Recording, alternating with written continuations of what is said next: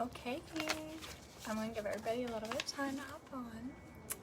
If you hear anybody in the background, it is because it's beautiful outside and I'm soaking up the last bit of the Texas weather while I'm still here, and Titus and Brooks are outside playing. So anyway, I just kind of wanted to get on here and share about one of my favorite products that Plexus has, and my grandma gave me some reading material and I finally sifted through it. It took not having internet on the plane and then finally compiling all my thoughts and some notes so I could share with you guys. That way you don't have to listen to all the sciencey details that are a little bit hard to understand. So, got my pink drink every day. Anyway, so my current favorite product, obviously y'all always hear me talking about the triplex, and that will always be my staple. But as somebody that has suffered and was diagnosed with hypothyroidism at a young age, Metaburn is near and dear to my heart, because those of us who struggle with any type of thyroid issues, I have another child coming outside, but it's okay. Any of those that struggle with thyroid issues know what a pain it is, because there's just nobody ever has an answer. No doctor, like, they're like, oh, well, your numbers are good, your blood work's good, and you're like, well, that's great, but I feel like crap. And you want to know, well, like, why? If my numbers are good, why do I feel like this? And so the very first ingredient that you will see on this bottle is N-acetyl L-tyrosine, also known as NALT. And this is the most bioavailable form, which means it's the best for your body, and that when it is absorbed into our body, it is converted into what our body naturally produces, which is L-tyrosine. And so I don't expect you to understand, like, remember what NALT stands for or L-tyrosine, but what you do need to know is that NALT and L-tyrosine are important in producing thyroid hormones, which are often supplemented, but when used by supplements, our body is so empty of them that it just uses them up so quickly that we still don't feel good. Something that also plays a role in this is stress. Stress depletes L-tyrosine levels, and L-tyrosine is also important in dopamine production.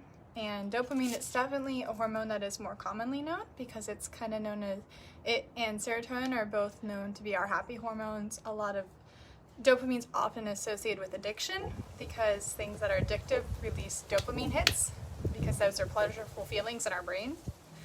And so when our L-tyrosine is low, our dopamine isn't being produced. And if this is happening during stress, it means our mood is pretty crappy too. So when you're not stressed and you have L-tyrosine, you have more dopamine, which is a better mood. Too much or too little hormone production by the thyroid can radically change the way we feel. So hypothyroidism is when your body isn't producing enough hormones, and hyperthyroidism is when your body's producing too many. Neither of which is better than the other. You want to be right in that happy medium, the way God made us to be. And sometimes these can even end up being life-altering conditions. Like I said, it's something I personally struggled with, which was hypothyroidism, and I was placed on Thyroid at a young age. I think I was 15 or 16.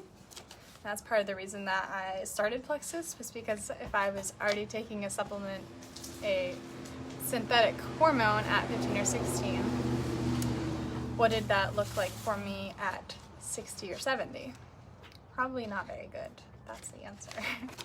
Anyway, most people are unaware of the problems that their thyroid can cause. It's a little butterfly organ located right in your throat, often associated with goiters, which is related to iodine, which is important for your thyroid, but we won't get into that today. Something that people also aren't aware of is that women are 3 times more likely than men to develop thyroid cancer. And often this is just noticed by a lump on your throat. And there was actually a story of somebody who was watching the news that called in and emailed the person on the news channel and said, hey, I noticed a lump on your throat and it looked like mine. and it turns out they both had the same type of cancer, and that viewer might have actually saved their life. So, little fun fact for you. Dr. David Brownstein shares that overall good health requires a healthy thyroid.